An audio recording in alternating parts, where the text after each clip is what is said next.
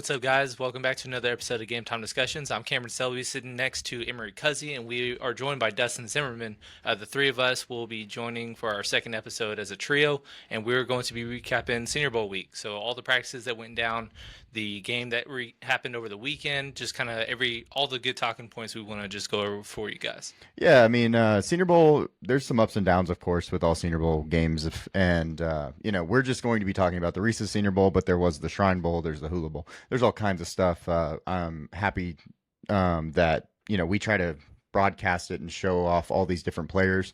But the other bowls, other than the Reese's Senior Bowl, need to get their stuff together and get that stuff, out there on TV.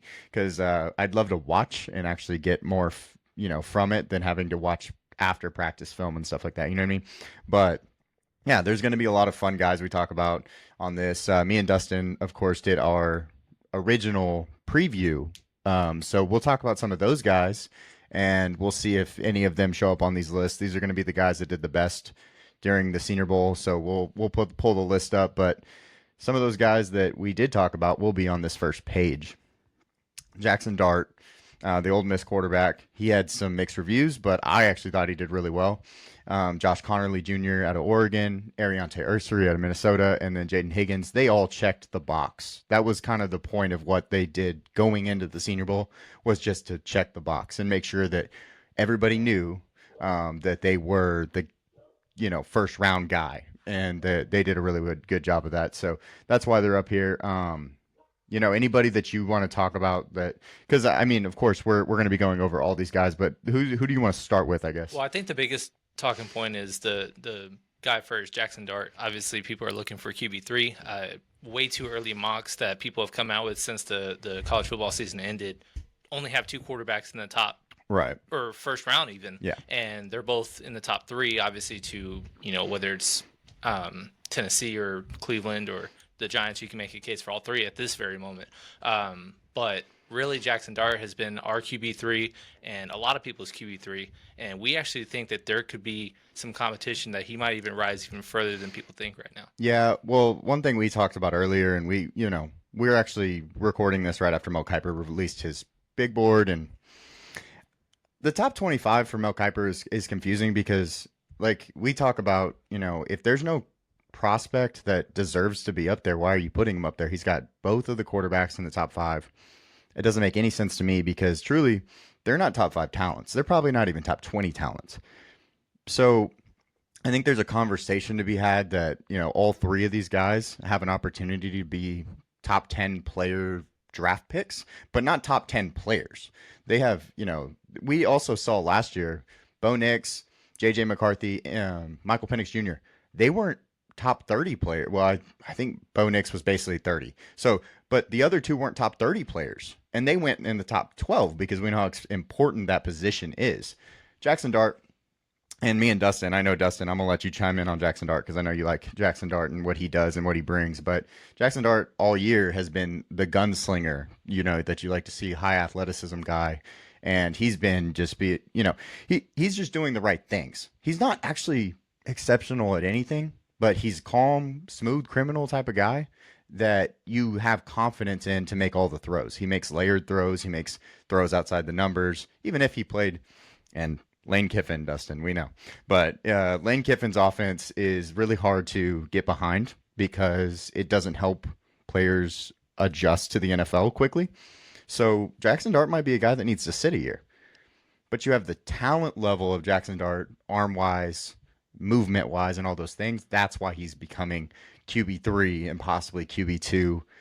I'm pretty sure Cam Ward will stay QB1 for most people, but Jackson Dart could fight to pass Shedeur Sanders. So let me ask you this question, because I know it's not an uncommon opinion for him to be QB3. A lot of people wanted Jalen Milroe to step into that, and obviously Jackson Dart is kind of firm in that position. Do you view Jackson Dart in the same tier as both Cam Ward and Shedeur Sanders?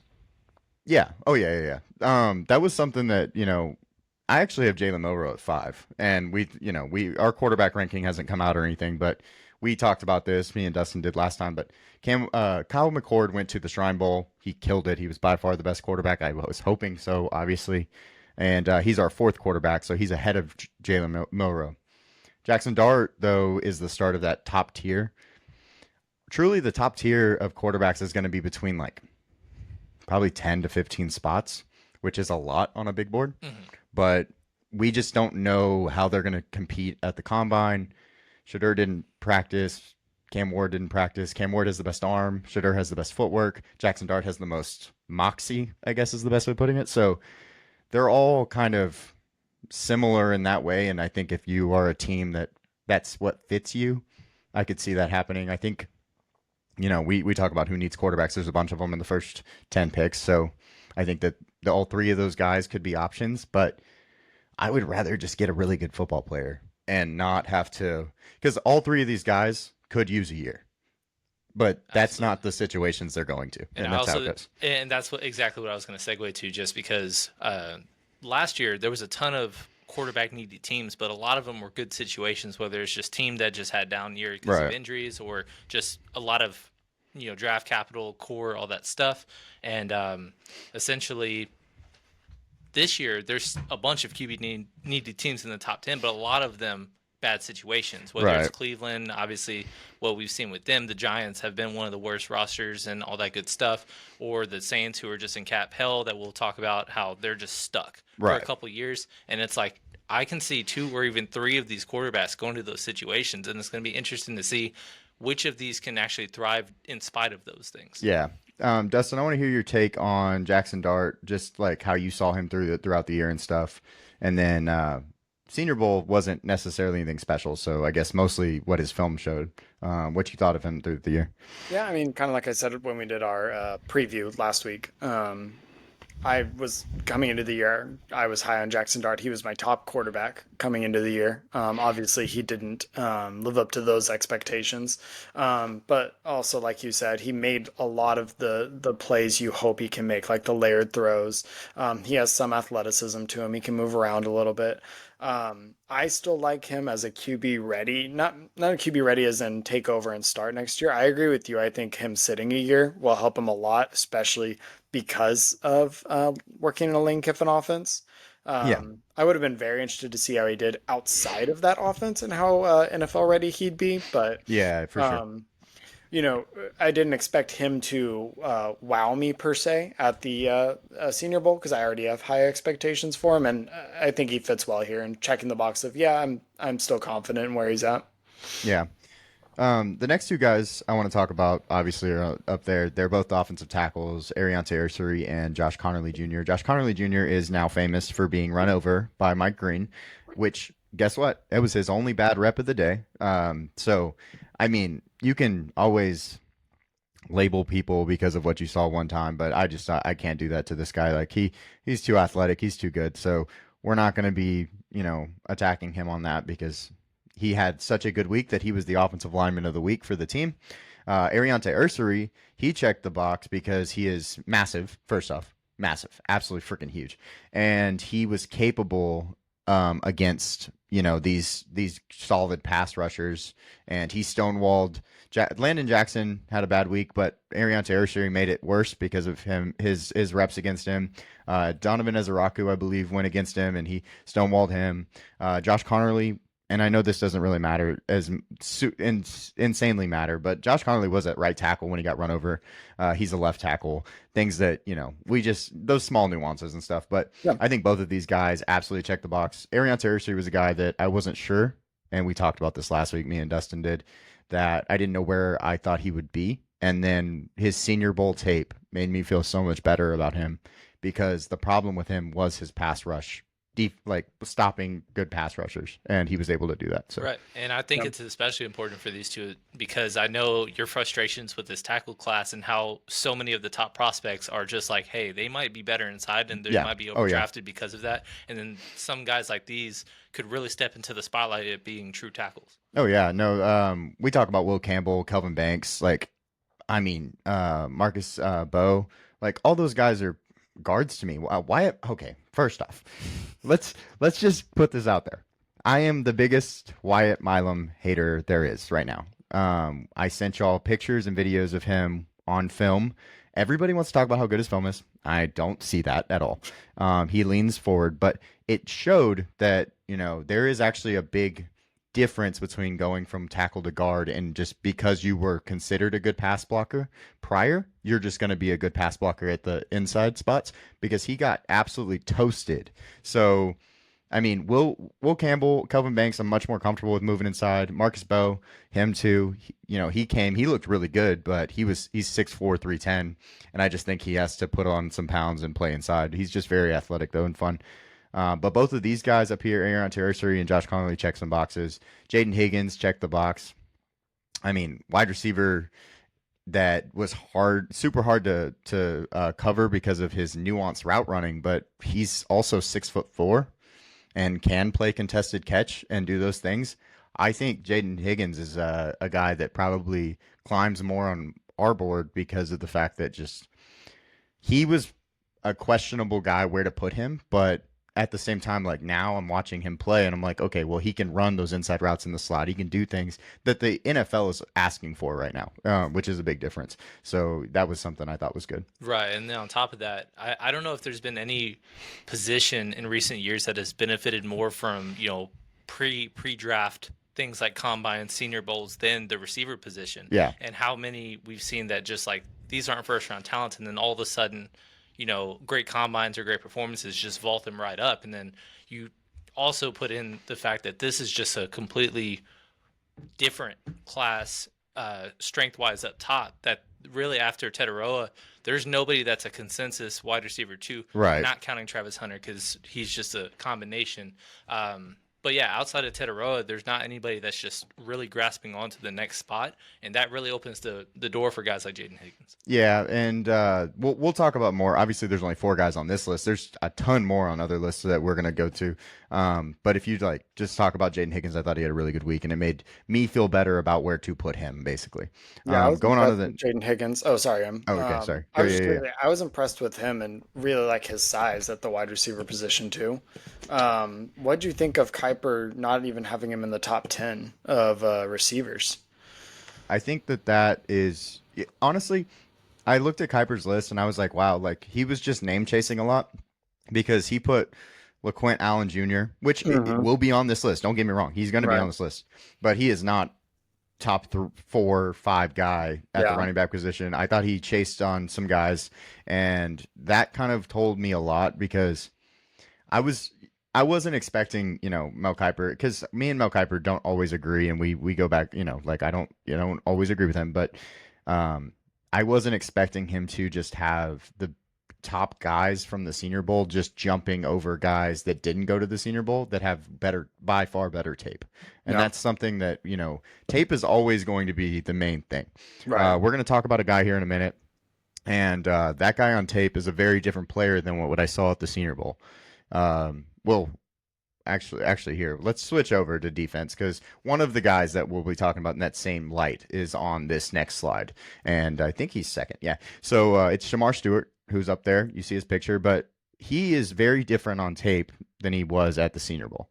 Yep. Me and Dustin went back and forth, and he's a Texas A&M Aggie, so it makes sense that he watched Shamar a lot, and he saw, of course, this freak athlete, which Yeah. he is. He's an absolute freak, but he doesn't put on tape production. Nope. No one at Texas A&M puts on tape production, I guess, but All right, we can calm down. but no, Shamar Stewart only having 1.5 sacks this last year. At the Senior Bowl, every play is go, go, go. You know what I mean? Yeah. Like, you can't be wrong at the Senior Bowl. You have to Right. go. He did that. And you saw what type of tools he was able to use and has and capabilities. I just want to see that more consistently on tape. Well, Shamar Stewart, I believe, is edge 3 for Mel Kiper? And I'm like, or Todd McShay has him at edge 3, or edge 1 or something ridiculous. So it's like, I can't get behind that when I don't see it on tape. Now, he did climb, he did do better, but it's really hard for me to be like, oh yeah, he should go over Mike Green. He should go over James Pierce Jr., who wasn't there. Like, what did James Pierce do wrong?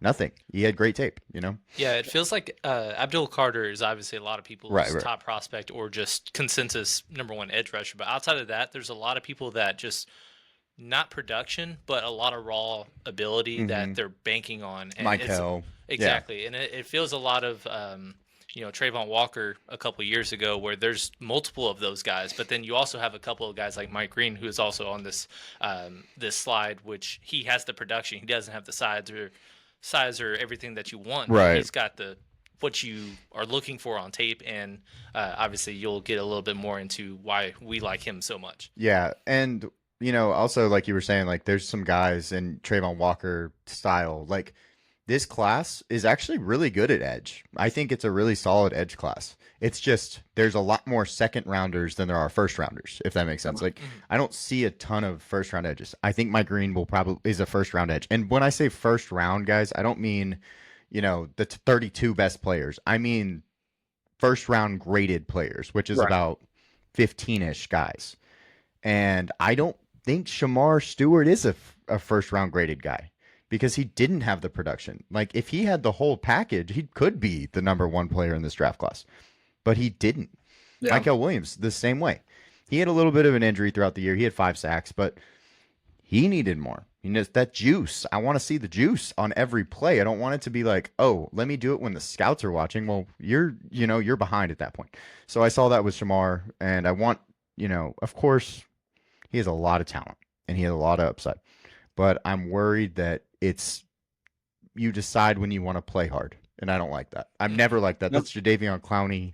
Yes, Sign it. Yeah, off, whatever. Yeah, No. and we've even said before with this upcoming class how it lacks blue chippers to where Yeah. usually you can grade about 16, 17 first rounders on any given year. This year it's closer to 10 to 12, which is pretty bad. But there's an excessive amount of second and third rounders, Mhm. which a lot of them are dominated by the edge position, defensive line, running back. Running We'll talk back, about yeah. a bunch of those. And it's just like, hey, Shamar Stewart is like flirting with being a top 20 pick, whereas there's other guys that are way below him that are kind of in a similar tier. And Yeah. it's just like, why invest all that draft capital when you could get something very similar a round or even two later? Yeah, I think that that's a pretty good point. And a guy that I do, there's actually 2 guys on this board that I think are probably first rounders, like blue chip guys.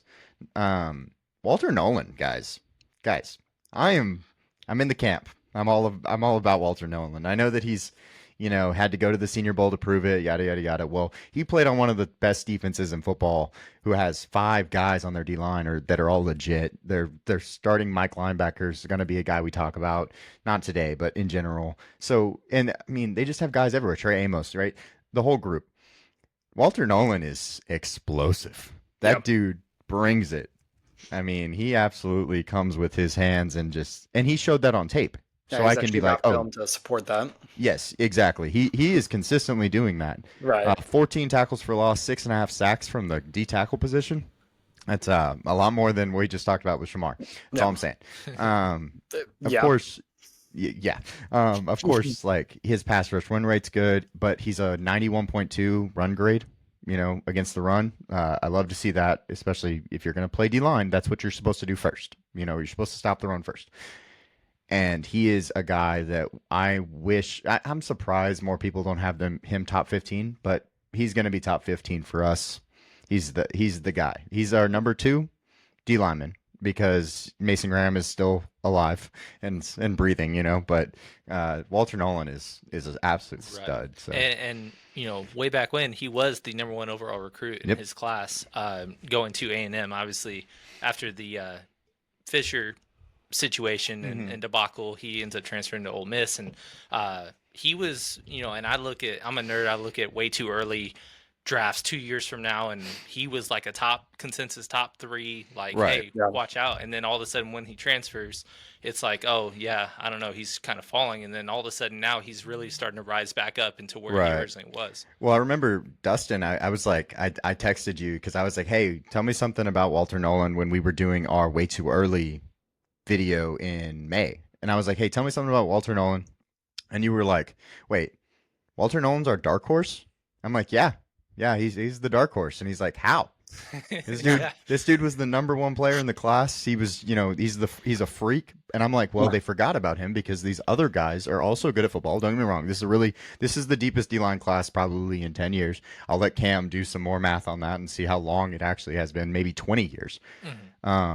but Walter Nolan is absolutely, that guy. Yeah, And he's he's a just being stud. lost in the shuffle, basically, Yeah. because you have Mason Graham, Kenneth Grant, yeah, who I guess there's a bunch of guys from the beginning of the year, but some other guys like TJ Sanders, Tyleek Williams, like all those guys were making this big buzz. So Walter Nolan was kind of getting left behind.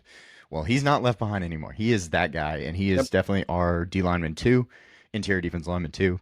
I think that, getting him on your team is going to be super beneficial. He's going to stop the run and he's going to push the pocket, and he gets me excited because he is just so explosive and athletic for his actual size. It's crazy. Sorry, Dustin. I'm sorry you had to lose him. And It's then nothing we new. got yeah, sorry. Then we got a pair of cornerbacks. Maxwell Hairston, check the box. Maxwell is a guy that's probably right outside in tier two of like both of these guys, Azariah, and that's not how you say his name. It's I don't know why you would spell it that way and not say it that way, but I can't think of how you say it because I always just called him Azariah Thomas. They don't really he was always Thomas when I watched Florida State games, so they didn't really like go out of the way. But both Maxwell, Hairston, and Thomas, both those guys are going to kind of just check the boxes like tier two guys. The Trey Amoses, they actually did better than Trey Amos, I thought, this weekend. So both of these guys, we'll talk about where they're ranked at the cornerback position. I actually haven't done the cornerback position yet, but I really liked what I saw from these two, during the game Yeah, or I during even the week. I even say saw Mel Kiper with his updated big board, and he actually put Maxwell above Jedi Barron, who Yeah. was the Jim Thorpe winner. So that's kind of really high praise with how, which again we said how reactionary Well, his rankings were this past weekend. But go ahead. Daniel Jeremiah put Jade Barron at 9 overall. Exactly. So I It's guess very contrasting it's opinions, but yeah. just kind of if he's even in that breath, Yes. that's a big kudos to him because it's really kind of been the whatever you want to rank the cornerback position is kind of all over the place Hmm. with people's rankings, but Yeah. usually there's a big four and then there's kind of a step down. But all the big four are kind of injury plagued seasons or Yes. down years and stuff like that, with the exception of Jada Barron. But yeah, they're just kind of waiting for another person to kind of step into that tier, and it seems like he might be trending towards that. Yeah, I thought that he did really well. And then if you want like the man style corner, Thomas is the man style corner. Both of them are good in man, but the reason Jade you can make a case isn't that guy is because he's more scheme dependent. He's cover three esque. Man, he is a cover three esque player, and if he goes to the right team, San Francisco, he's gonna kill it. But the thing is, you look at these two guys, and I thought both of them had good weeks. I am excited to watch their film. There's only three positions that I haven't actually graded yet. So I've done every other position. The DBs kind of get left behind. Unfortunately, they're the last ones I get to because there's a lot of DBs, and I'm not sure how many of them are actually top 100 worthy players in general. That's kind of the problem here. Is like there's a lot of names. Right. I will shout out Kobe Bryant for doing really well at the Shrine Bowl and giving himself a real chance to be one of the better players or better higher picks. But we're going to talk about another corner on our next little grouping. But I'm going to move over. Do you have anything to add, Dustin, about the corners? No, I was actually going to ask you, since you always like to ask me about the A&M guys, with Thomas. The big thing I was reading on him and seeing was he had a lot of trouble with releases, getting beat off the ball, and then kind of using his athleticism. Insanely Hmm. athletic guy, but kind of Oh yeah, relying on it almost. I can make it work. I can catch back up yeah. type thing. Did you see any of that in the Senior Bowl with his one-on-ones or how he did on his releases? He Has he worked on that? so one thing about him, and I don't think this will happen in the NFL, but he played in the slot a lot in the Hmm. one-on-ones. He got toasted by Tez multiple times, and Didn't the everyone? more I watched, I kept texting you. I'm like, I don't know why he's in the slot. I don't know why he's going up against Tez Johnson. Like it doesn't make sense. Like he's Right. never going to be put in that situation. Um, so I thought that was interesting. I also thought that the receivers were doing insane releases all week, where they did No. like a diamond three times, and I didn't understand it at all. So it was Saw a just like lot of kind of one videos of of those, that. yeah, one of those weird things. So I would say with I mean, one him, on ones are kind of set up for yeah, failure offense for wins. DBs. Yeah, So offense Yeah, wins for sure. for sure. But even more so, like going against Tez, who's doesn't need that much field. Tez said he might outrun Xavier Worthy that was something I was like, damn, all right, okay, that's some Interesting. confidence. So it's really hard to play man to man with no help anywhere, Right. no pass rush, and the quarterback just throws the ball, and you get to run a 4 or 5 second route. So I thought he did really well in red zone one on one, which was what I actually cared about with him. Hmm. So that was something that really put him ahead. And I thought that, he showed off his length, and I just thought he looked like a better athlete than so many players that I had to put him on this list. If that makes sense. Like, he didn't necessarily have like a Senior Bowl play, that, people talk about. Sure. He was just better than Yeah. everybody else naturally. And Yeah. that was good to see. So that's why I put him in here. Good. And Yeah. So let's move on to the next one. So more guys just in general on the offensive side stock up. Starting with Gray Zabel, I believe he was the offensive lineman of the week for practice. I think so. I think so, yeah. I think I saw that as well. I'm pretty sure. yeah. Gray Zabel, I mean, we'll go through all these guys. I'm not gonna take as long as we did on the last ones. But Gray Zabel, guy that I texted Cam and I was like, this is my guy. No. And I said that 3 weeks ago, and he played tackle and he absolutely he killed Colorado and just made it look easy. Yep. And he's that guy. And when he moved inside, he just stonewalled everybody. You name somebody, Joshua Farmer, everybody was really high on. He's just took it to him. There was some good players there that he just absolutely just took to town. And he didn't play as well in the game, apparently. I don't think that okay, fine. Savion Jones had a pretty good day against him, but Gray made so much money, it doesn't matter to him. Yeah. Like, he made so much money, it does not matter. Next up, Right. Anthony Belton. Belton was the two O linemen. We'll get through them first. Anthony Belton really looked good, and he came into the year being one of the top guys, and then had worse film than I expected. And then came to this camp, and came to the Senior Bowl and was just, destroying people. Inside spin move by Donovan Ezraku, stonewalled it. Had a really good day. Played guard a little bit too. Like, he showed off a little versatility. So I thought he looked really good, and he got me excited. So, do you have any questions about the two O linemen? Not My entirely. one- I did see a lot of people say that Gray was going to, or he almost locked himself into the first round at some point.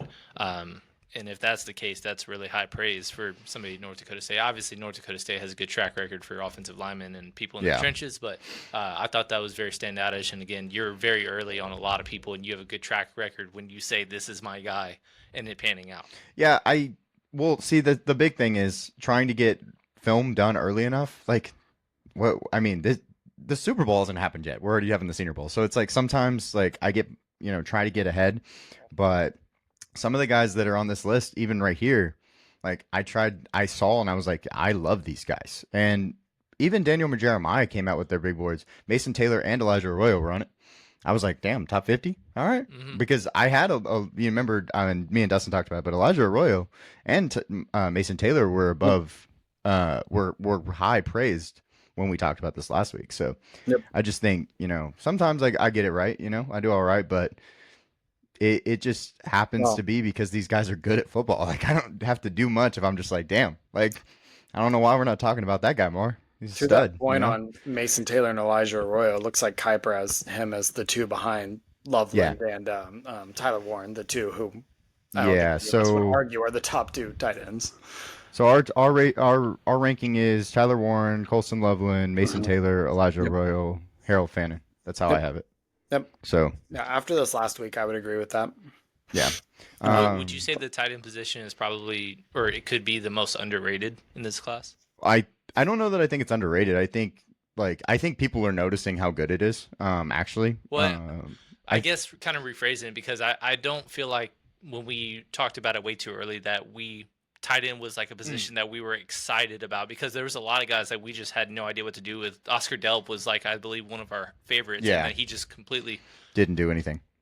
fell out from under. So, like, it's just kind of been a complete shift, paradigm shift with a lot of these guys. So that's why I was just kind of curious. I think maybe like mid-season you could have been like, oh, this is a dope class. Like, you'd be like, okay, Harold Fannin came out of nowhere, obviously. Gunnar Helm looked awesome for Texas at the, Terrence Ferguson actually looked like he could, not be just an average athlete.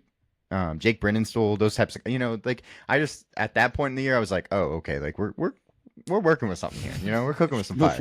Right. But it took a little while because I think that the tight end position just sometimes gets a little overlooked in general because of other players and other things going on. We didn't just have some Brock Bowers that started as a freshman and killed it, So I've heard some big talk about Tyler Warren being a similar prospect to Brock Bowers, and I just can't get that. That's not it. That's We also had Mason Dodd say before the season started that Kyle Pitts was the better prospect. Oh God. And he said that wasn't a debate. That was just the silliest thing. Okay. No, moving on. Jack Besh, really tragic story coming out of this weekend, of course, with his brother. But he had sometimes when tragedy hits, people just take every advantage that they have, and Jack Besh did that. MVP of the game, wide receiver of the week, I think. He is something catch. He's something I did not expect. I watched this film a little bit, leading into the week because I think, I felt like I needed to kind of get some film on everybody, even if I hadn't done that position group. And wide receiver was one that I haven't done yet. He is a tight end, wide receiver tweener that has vertical ability. Like, as fast as he is, I never would have thought he would play tight end or could have played tight end because he is a blazer. He is possibly the best hands in the class.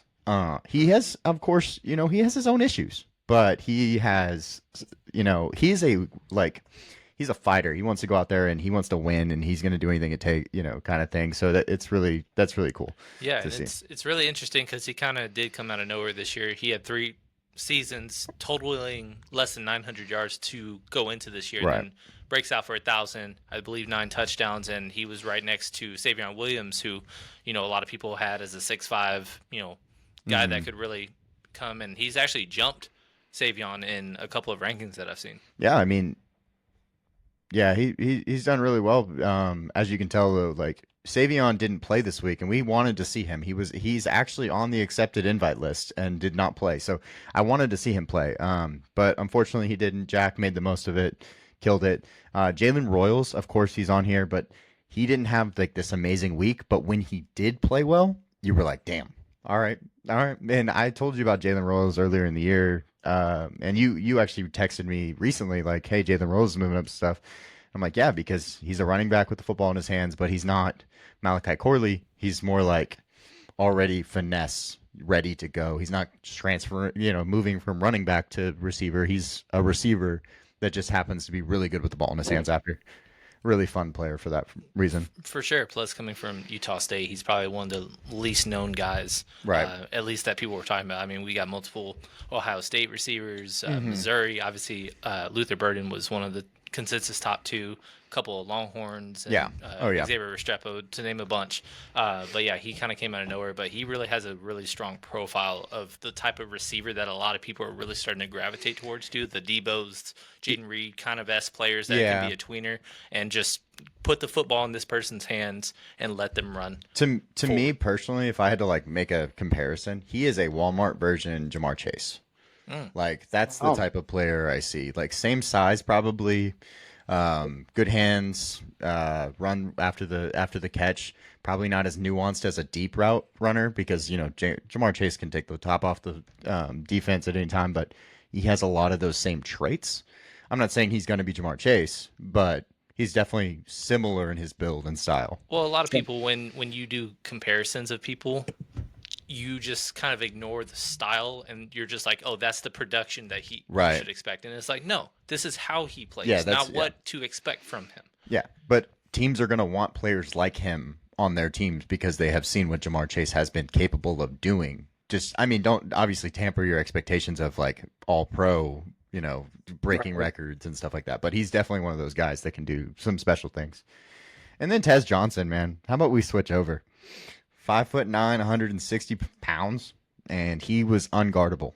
Yep. And I know everybody's going to make the case because everybody knows what the case is for a 5'9", 160 pounder. Can't block, can't do certain things because of the size. Not a contested catch guy.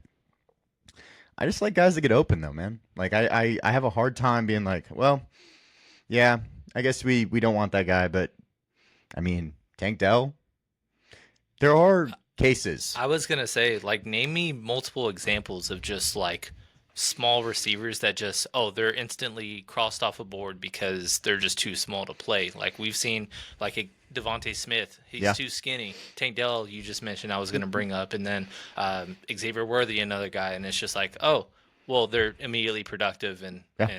successful out the gate, and it's like the weight doesn't matter. Football has changed. Yep. And we have to realize that. And I think that's something that we haven't really come to grips with is, smaller guys can play in this league because of the fact that everybody's actually getting smaller. It's all about speed nowadays. And if Tez Johnson outruns, if he runs the fastest, if he outruns Xavier Worthy, we'll have a different conversation about this guy. Yep. But because of what production Xavier Worthy has had recently. And if they win the Super Bowl and Xavier Worthy does something in the Super Bowl, it's going to be even more so because people love chasing recent success. And they like Lamar Jackson. Everybody wants to try to find the next Lamar. It's not going to happen. But Tez Johnson, a similar build, does really well in those things. Dustin, do you want to highlight any of these guys? I know you've been watching all these guys recently, so. I mean, one just of the notes I had written down, wanted to give the shout out to Jack Besh again with his brother being involved in the New Orleans tragedy. And then, Tez Johnson was probably my favorite on film of Senior Bowl, just in his one-on-ones. But like we kind of alluded to earlier, one-on-ones are pretty built for the offense to succeed in that situation. I get a lot of that Xavier Worthy comparison though, so I do have a lot of excitement or hype going in for him. I think he's got a pretty good ceiling as far as he could be, a fun Swiss Army knife to have on the team. Yeah. But I do think, and like I said on our preview, these guys are going to bulk up. They're going to get NFL conditioning and diets and yada yada. His floor kind of concerns me, but I mean, that's how it is with pretty much any prospect like this, where he could be a huge boom guy or not that usable if he, can't survive in the NFL. Yeah, for sure. And even we talked about some of those guys that have had success of the smaller, frail, skinny guys. Like he right now is a third, fourth round projection, and I really don't know if he'll even rise into being more than possibly a late second rounder. So it's not like the investment like you're making is like this has to work or like this was just a dumb decision. Right. Well, similar to him, Tank Dell was a third rounder. Tank Dell actually probably had a better Senior Bowl. So I think obviously though the difference is Tank Dell climbed from being undrafted to a third rounder, while I think Tez climbed from like fourth, fifth to third round. Right. So the difference isn't as big either. But I think just talking about guys that are similar, like we can see these guys working out, and like you said, you're not giving up a lot to get a guy like this, so why not try to see if he'll pan out? Unless you have other positions like running back this year where you're like, hey, I'm going to take a running back in the third round because I don't want to take an early running back and they're all good. Okay, well then use your third round pick on that. That's fine. I completely get that. Yeah, and then he's going in the tier or range of a lot of receivers that are just coming either off down years or not productive. And it's just like, okay, well this guy was productive, he was fast, and he succeeded. So he's going behind them because of, and it's just like I think a lot of NFL scouting rooms kind of psych themselves out a lot with these types of players. Oh yeah. Last guy on the board is Trevor Etienne. Now, I don't know that I thought Trevor Etienne was the best running back of the week. I thought that where he was prior to this week, though, gave him a huge stock up because I think Damian Martinez is above him. I think Devin Neal's above him. I think RJ Harvey's above him. And they were all there. I think, though, that Trevor Etienne moved himself into, so crazy to say, he moved himself into the top 16 running backs. It's pretty. Yeah, it's pretty nuts. Insane. But he definitely moved himself up in the running back rankings, I think, across the board. I don't think he's top 10, but I think that he is a guy that definitely has some things that he does well. One thing I want to say is I finished running backs right before before the Senior Bowl. He doesn't have, workload upside because he's never had a year where he's had over 11 or 12 carries or something like that throughout the season. That scares me But what he's good at is being a third down back. He's a good receiver. And we watched him pass block at the Senior Bowl, which was good to see because that was a question mark and he did well. So I think that he stocked up in the way that like he just did all the right things, even if he didn't just jump over 30 people. He definitely jumped up into where, okay, there's a conversation. Is he better than Jarquez Hunter? Maybe. Is he better than Kyle Monangai? Okay, we can make the conversation now. And that wasn't necessarily a thing prior to this week, in my opinion.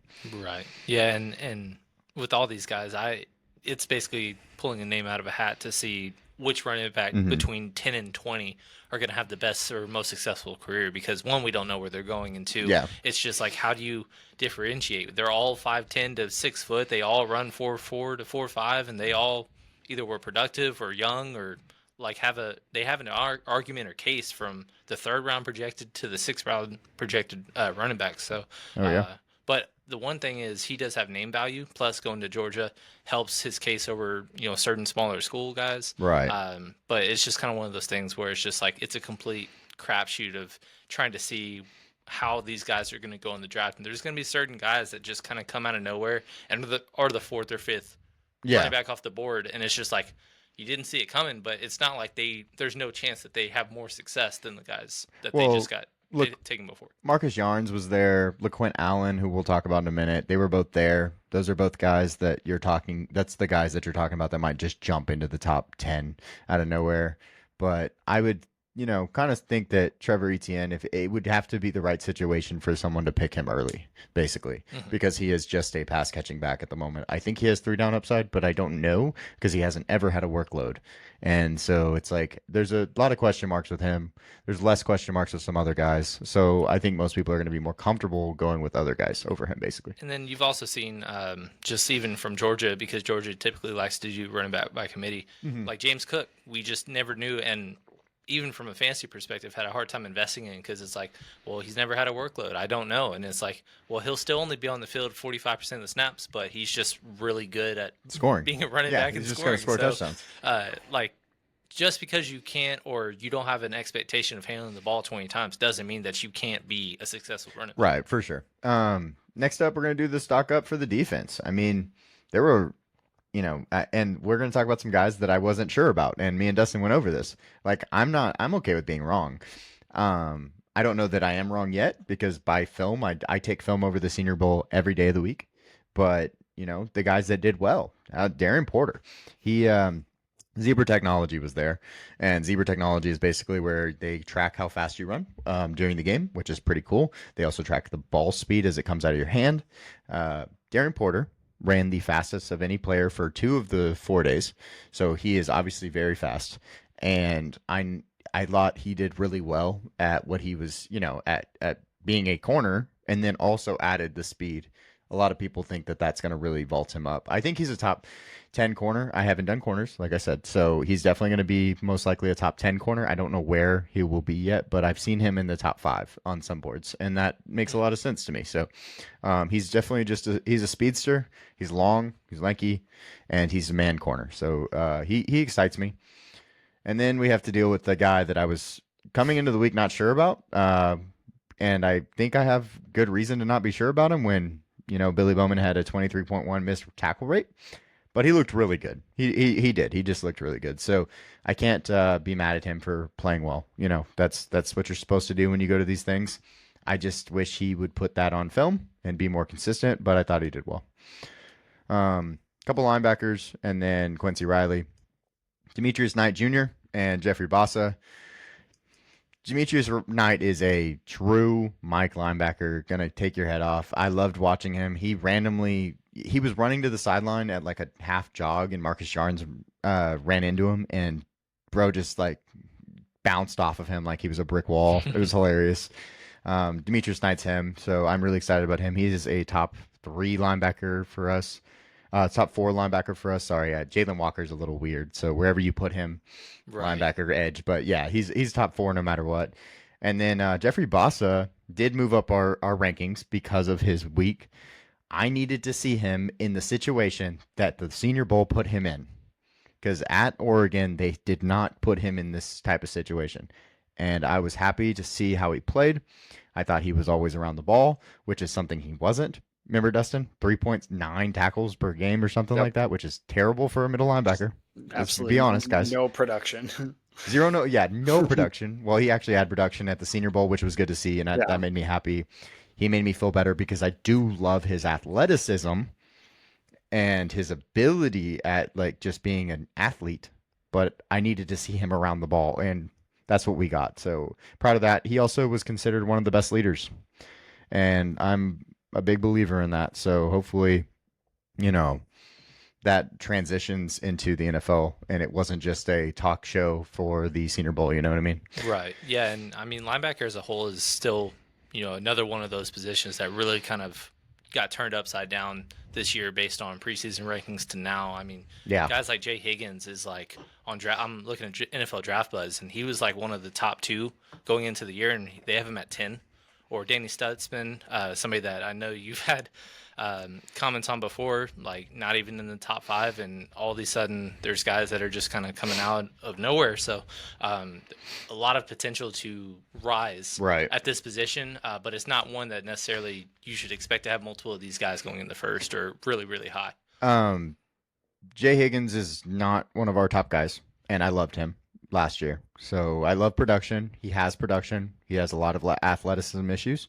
And then Danny Stutzman, he's actually our number 7 linebacker. So I'm okay with him at that spot. If you're getting him at the number 7 linebacker in the draft, you're probably okay with it because you're getting a guy that's going to tackle and be good against the run, and that's kind of what you probably need. But like you said, we weren't expecting Carson Schwessinger to be linebacker 3. Like I don't even know who that is until I started watching him. I was like, holy hell, this guy's good. I told Dustin last week, I was like, yeah, didn't expect it. Not even kind of, and he's just, this go getter. Him Didn't and expect Demetrius the Knight wide both. receiver turned linebacker to be amazing. I did not, unfortunately. I should have done better homework, I guess. Yeah, Chris Paul Jr., guy that I like a lot. So there's some linebackers that are pretty solid. I think it's a better linebacker. I think it's a better linebacker class than last year because last year was top heavy, and this year there's a little bit more talent throughout than there was last year. Gotcha. Quincy Riley, thank God, Dustin.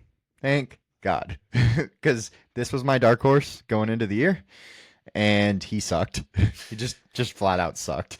But at the Senior Bowl, you saw what he did prior. Like he did in his prior year. Why he was the dark horse. Because I was like, dude's fiery and makes you, gets up in you and like, annoys you. A little bit of a gnat, and he finally did that. He's terrible at run stopping, which is what it is. He's a corner.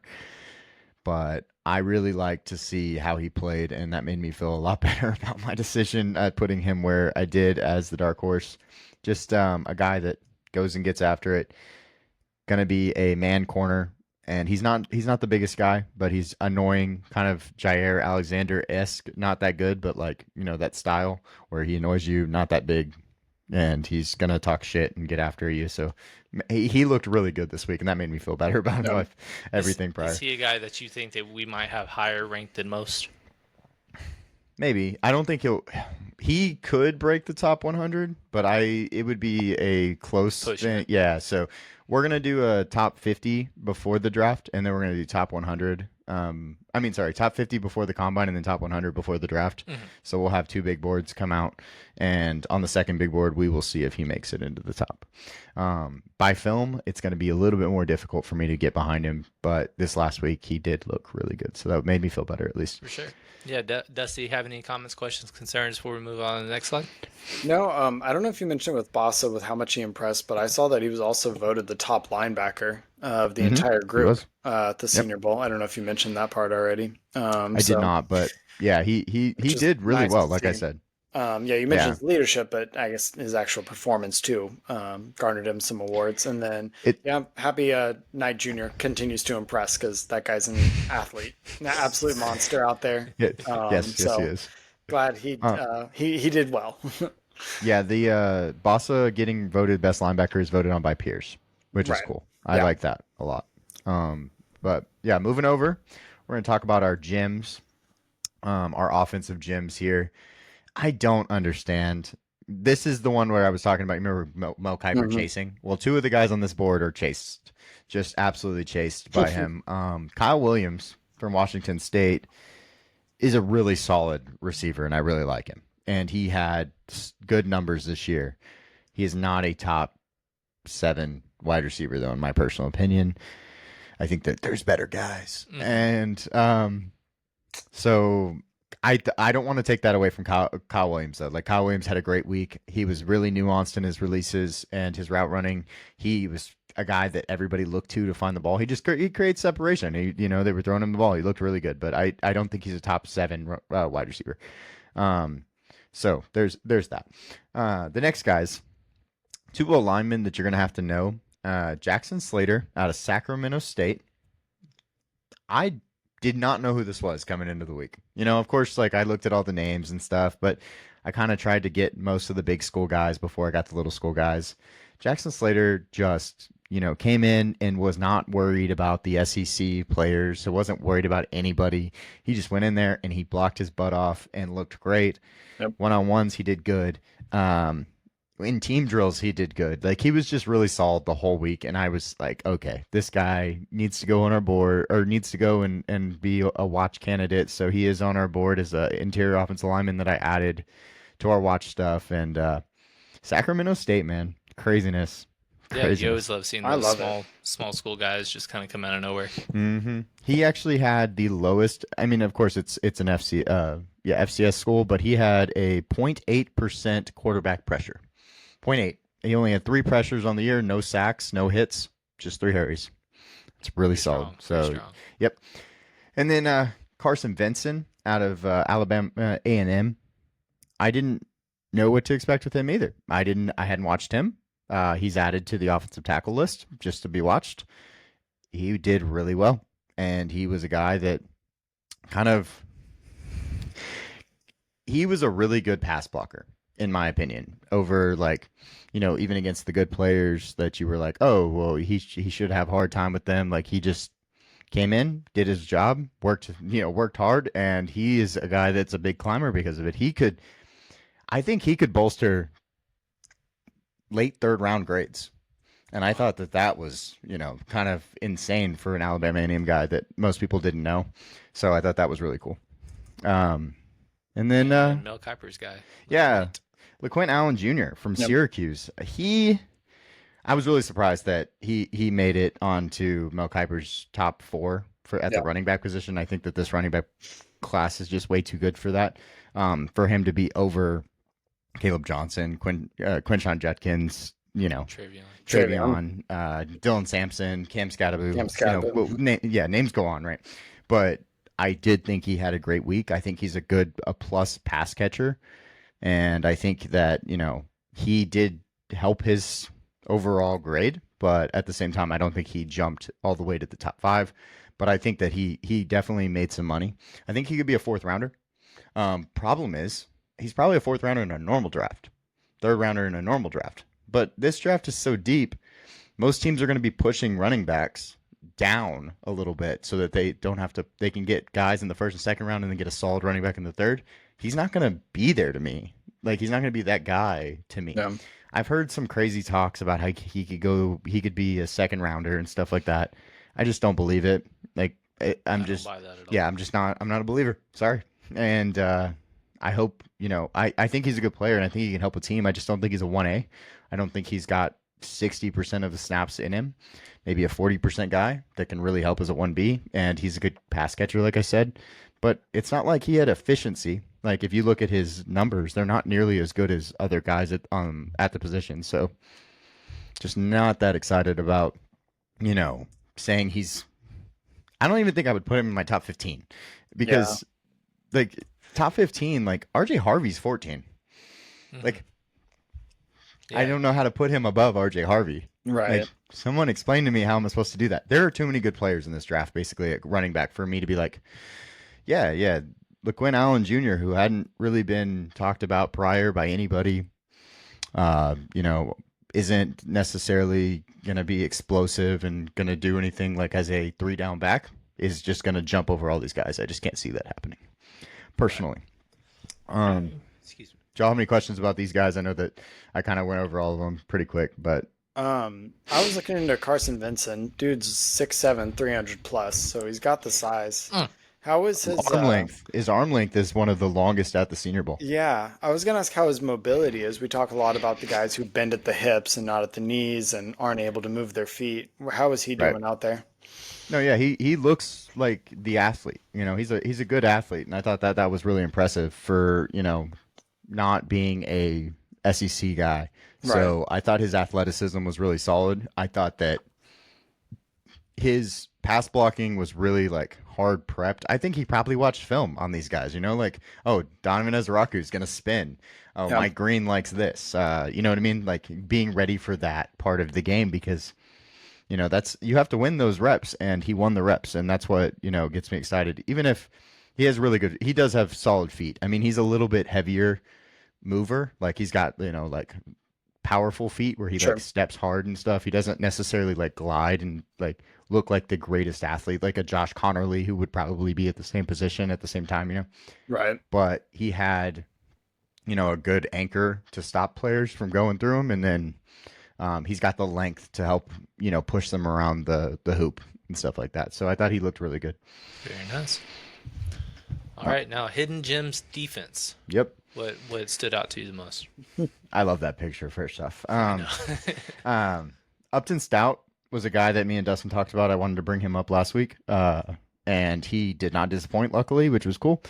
He looked really good. He is a guy that played in the slot this year, but in prior years, he's been an outside corner for Western Kentucky. I called him the blanket. He's basically a blanket, and he's also a competitor. Him and Quincy Riley kind of reminded me a little bit of each other, and I thought that they're a cool like duo out there on the field because they're both gonna fight, for every single snap. Then Cameron Jackson, guy that I had not heard anything about. He is 6'6", 342. He looked like Deion Walker, but look almost a more aggressive mover, which Right. annoys Deion Walker annoys the crap out of me, of course, but Yep. because he just is so athletic and should be doing so much more. But Cameron Jackson was looking really good out there, and I was like, damn, okay. And I don't think anybody was really on him, and I'm like, he's 340. Why is nobody talking about how good of a mover this guy is? Like I was like, holy crap, he can do it.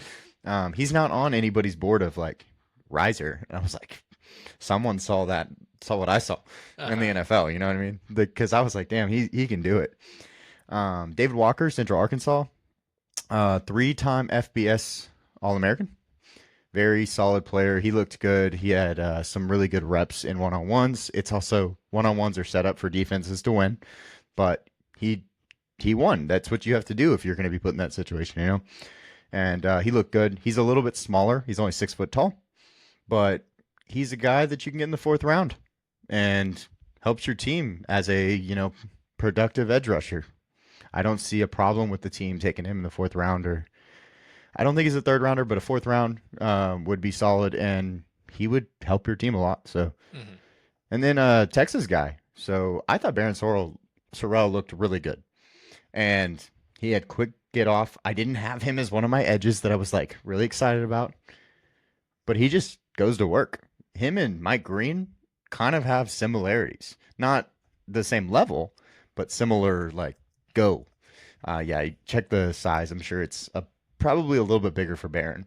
Yeah, I'm looking up 6'4", 260. Yeah, okay. But yeah, he always is one that kind of he doesn't like just completely jump off, but it feels like he always makes timely plays. Yeah. Which is what excites me.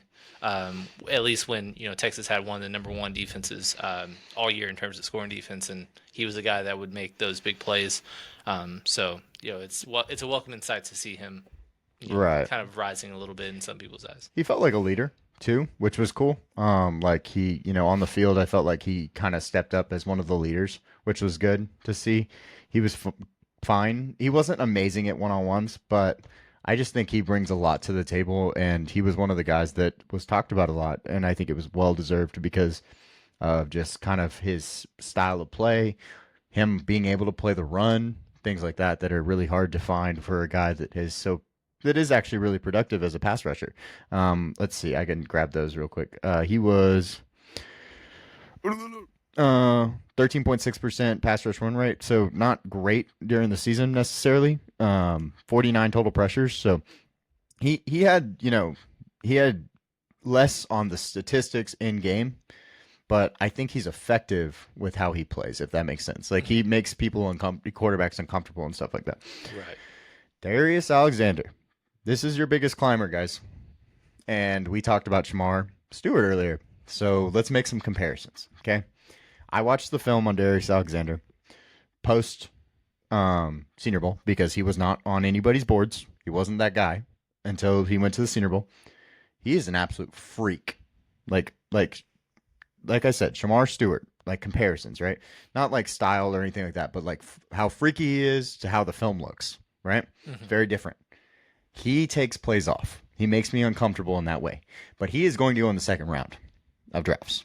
He could go in the first round, possibly at the end, if he has a great combine too.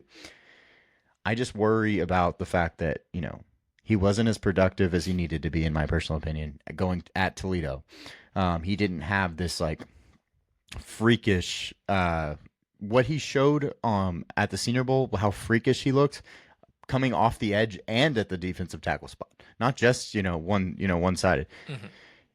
I needed to see more on the like actual film. He is much higher. I did rank him 6th on our defensive line rankings, so he is much higher than he was prior. Obviously not on the defensive line rankings, but it's one of those ones that comes with an asterisk. Like, which Darius Alexander are you going to get? Because if you get the Darius Alexander you got at the Senior Bowl, you have an All-Pro type of player. But if you get the Darius Alexander that I saw on film where he takes plays off, you're not going to get the same production you were hoping for, and there might be other guys that are a little bit more favored at the defensive line spot since it is such a deep defensive line spot. Yeah, and that's exactly what I was going to bring up with how deep it is. Like, you can't be the guy notorious for taking plays off or what have you, because there's other guys that are, in a similar range that are going to go a full round later. Yeah. And, kind of one of those things. Him and Deion Walker, who he was like a consensus top 10 pick to start the year, and obviously he's probably the biggest plummeter of any Probably. like non-quarterback. Obviously there was 3 major quarterbacks that were, obviously not what we expected them to be. But yeah, that was kind of one of those things I wanted to mention. What did you think of Darius Alexander, Dustin?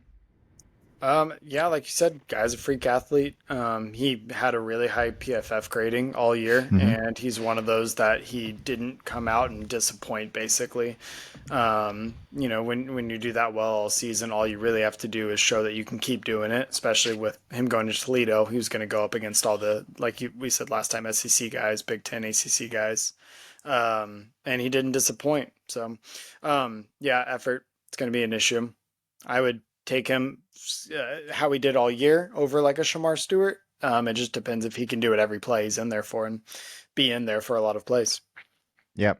I think he has one of the highest ceilings matched with a floor that's makes me a lot more nervous, if that makes sense. He's one that could also go viral in the combine because, NFL Draft Buzz has him right at a 4.8 40, 30 inch vert for being a 310-pound meat. So he's a freak. So we saw what Devondre Sweat and what that did for him on his he's one of the better run stoppers in the class, which obviously gives him a floor.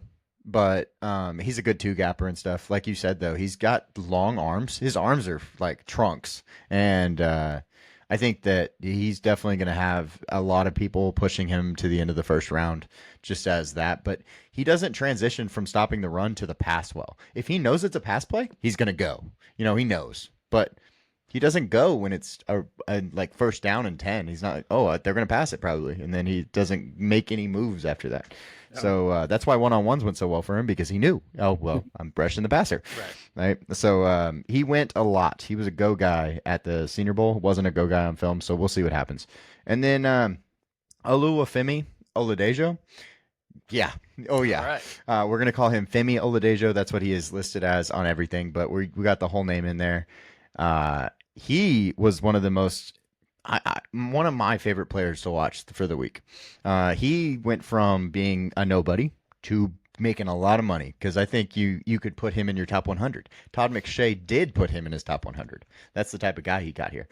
Femi is going to, on film, Femi was a middle linebacker 2 years ago. This last year was his first time playing D end. And his transition was good. He's got great, moves and stuff like that. He's just getting more used to like how to actually play the position, and things like that against the run. I loved his move set at the Senior Bowl. What he did, his spin moves, his hand movements, like he reminded me of Latu. Like what Latu did last year with how many movements and stuff, and of course, Latu went to UCLA, so they probably kind of talked about it and figured it out that way. But all the things he did made me really excited because I hadn't seen anybody do that much with like preparation and pass rush plan as he did in this, and it showed. And now he's going to be a top 3 round pick most likely, and he's absolutely deserving of it. So I have to go back now because I have not watched his film and watch his film, and hopefully it matches because what he did at the Senior Bowl made me super excited, and that's why he moved up everybody's board. I don't think anybody really watched his film prior except for anybody had him ranked even prior because he just hadn't done it at that level consistently because he was just raw. He's just raw to what it is, and so hopefully we can get some film on him and we can see like what kind of guy he is consistently throughout the week or throughout the year. Well, he also, I know you said he did transition to, you said being an edge. Yeah, he moved. Like having that versatility is a welcome insight, but also he played 47 games in college. Yeah. So he's got a ton of games under his belt. There's not many, freshmen being able to be a true role player. Obviously, he was at Cal the first 2 years and then went over to UCLA. But, like you said, you want to see a little bit more production, but it kind of varies based on the position that he played. Because one season he had 91 tackles, and this season only had 57, but 14 TFLs, 4.5 sacks, which is by far the most that he had as a college pro or college. He's 21. He'll be 21.8 years old when the draft, or when the season starts next year, and he's had 47 games. Feels like that's crazy. Yeah. So I'm really excited to see how he does. I mean, I want to see his combine, things like that, because I think his quickness is really, really special. So I think he could be one of my favorite climbers. I don't think it's going to be surprising to anybody, though, because of how well, his offseason is going to go, I guess. Right. But that's all of them. I think, that's it. It's everybody. Anybody y'all want to, like, highlight or talk about, we can do that right now. I'm going to stop sharing. I am super excited to see how Upton Stout does at the combine just because of his size and how interviews go and stuff. Like he's one of those guys as much as I was down on him when we last talked because I'm not sure about him. I'm really excited and hopeful that he does do really well being the 5'9", 180-pound defensive player that he is. That would be a super cool. I love his versatility. Like I said, he played outside corner for 2 years and then moved into the inside and played the nickel this last year. He has and this is something at 5'9", what did you say? Because I just want to make sure I get this. He was 5'9", 180 or 185 according to PFF. Okay, so 5'9", 180 had a 90.9 run grade. Yeah. Insane. Sounds good to me. And I mean, he's still playing D1 players. You can go the whole. He plays for Western Kentucky. He's playing very athletic people. These aren't nobodies here. Well, he also had. There's only we talked about a couple guys on here, but Darian Porter and Upton Stout are the lowest for targets at them. So 17 by both of them. But Upton Stout played 160 more snaps. So it's like our coverage snaps. So I mean, just take that, as it is. Like he doesn't get the ball thrown at him much. No one wants to throw the ball at him. 4.7% targeted percent. Like that's awesome. That's all. That's great all day, every day. So they are not wanting to go that direction. Nope. Anybody else y'all want to talk about though before we get out of here?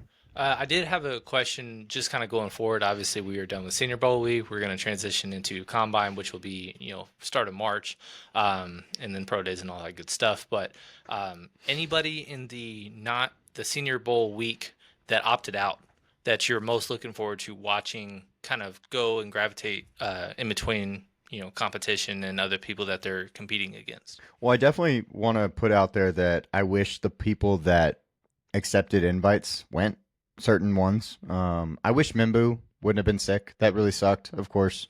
And then I wish Savion Williams would have played. He's the other wide receiver from TCU. Yep. There's a few guys that I just wish would have been in the game because they had, opted in, and I was really excited. Jordan Birch didn't play. I wanted to see him and stuff like that. But I guess who am I most excited about? Just like going into like, do you mean like who I think will have the most growth between now and the senior in the combine, like between like going up, stock up, or what do you mean? Well, just kind of to clarify, basically with guys that didn't participate or you didn't get a lot of eye on based on the guys that stood out or dropped because of these performances or this past week, like who has a lot to gain or lose based on the upcoming stuff because they did not participate in I these see, I things. see. I think that if you just want to go by position, um, I think Will Howard has a lot to benefit. Would have had a lot more to benefit from playing. He's actually, I think, ranked fourth by Mel Kiper. He's sixth on our board. I think he would have been a guy that I wish I would have seen. That would have been really cool to have him in the game. I think that if you go to the running back position, none of the top eight really went to the Senior Bowl. So I wish we would have seen some of the like best talent because we got, of course, the Damian Martinez's, the Trevor Etienne's, these guys. That's great. But I wanted to see the top eight guys and see how much separated they really were from the other guys. So maybe we'll get some of that with the combine. Yeah, I remember you bringing up to me and Dusty, like, I wish I could find out which of these top running backs I don't like so we could just take a stand and push them down. Yes. And we just haven't seen that yet because none of them have really done anything yet, like Exactly. Yeah. And I mean, there's some, of course, that show up on film, and I'm like, well, I just don't like his style of running, or I don't think he fits well in the NFL. But that's just because I might not run that offense because certain offenses are going to fit those guys. I don't have Caleb Johnson as high. I have him fourth, and most people have him third or second even. And it's just because he's not my style of running back. But I understand if you want him higher. I just have Travion there because I think he's more explosive. Mhm. At the wide receiver position, like I said, I wish that Savion Williams would have been there. Isaiah Bond. Going up He against has a top lot talent, to he kind of needed prove. it. Yeah, exactly. He needed it almost. And Matthew Golden, actually, both of those guys would have been cool to see. So I guess I wish they would have come, and they didn't.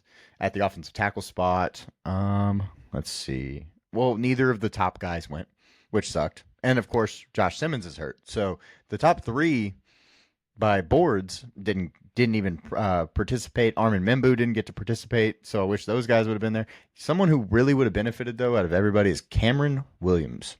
Yep. Cameron Williams needed to go and be a part of the Senior Bowl, in my personal opinion. Didn't care about when he got done with games, but he needs to get into a Senior Bowl because he needs to show off his talents as an athlete and be able to move up boards because he probably shouldn't have come out. And if he was going to come out, he should have gone to the Senior Bowl to show off that he was, talented enough.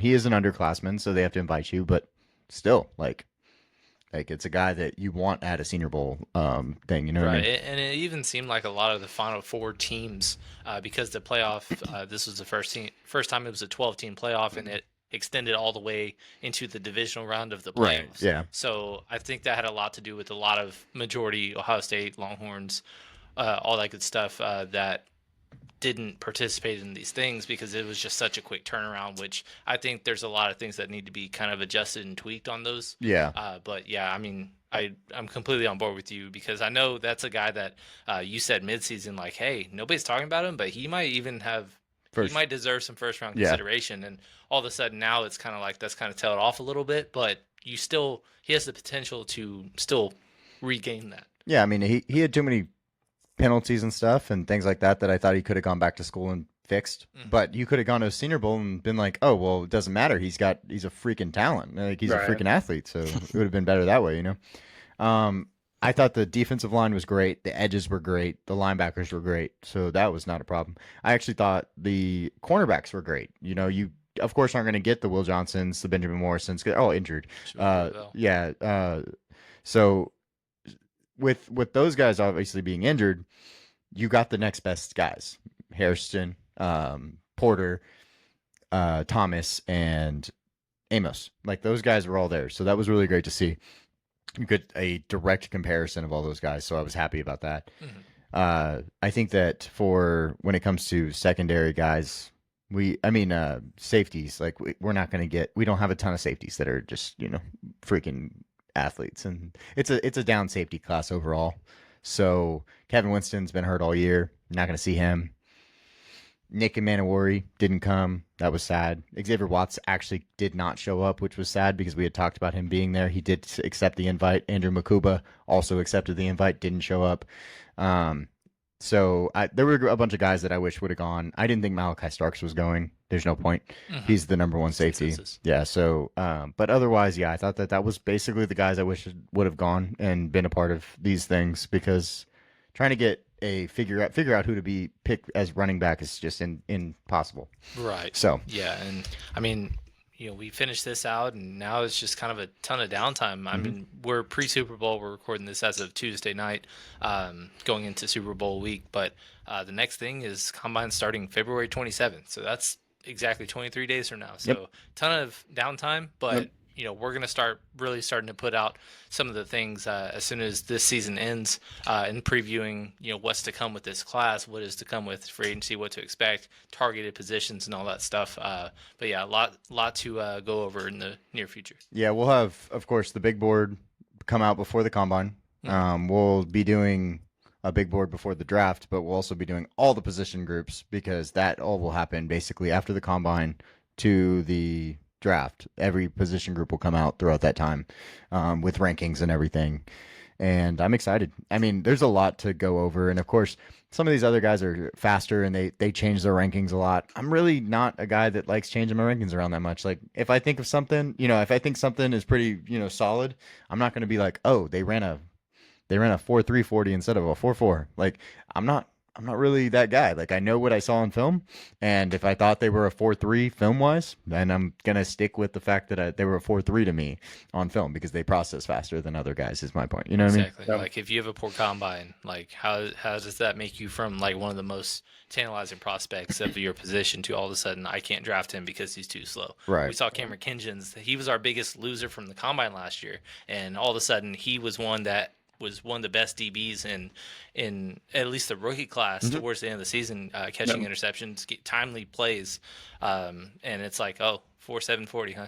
Guess it doesn't matter. Dominic Pooney the same way, you know. Dustin, you have anything else? No, I think y'all covered it. But yeah, I'm excited to see what they do with the Combine, see if there's any big changes, and then we'll make a video on those too, even if you are hard-headed and strong-headed on your rankings. Yeah, I mean, I think, I normally have an idea, and I normally actually have my rankings done before March, and then I'm just like, okay, we'll see.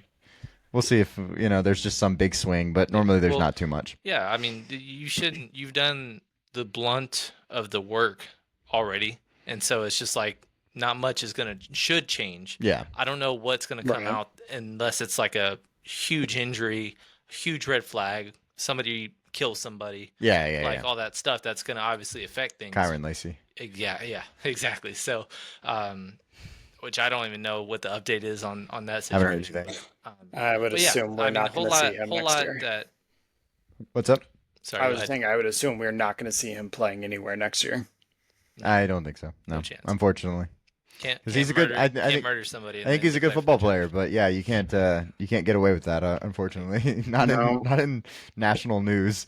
No, unless you go to Georgia. Fair. But yeah, we appreciate y'all hanging out with us, and we'll hopefully be doing three person podcasts as much as possible. Hopefully, we do some just like talking where we just hang out and we have a conversation about these guys. We bring questions and stuff like that, and we just talk about all these different things. So that'll be coming up, especially with this amount of downtime we've got going on between now and the draft. So appreciate y'all hanging out with us, and we'll see you on the next one. Thank y'all very much for joining us.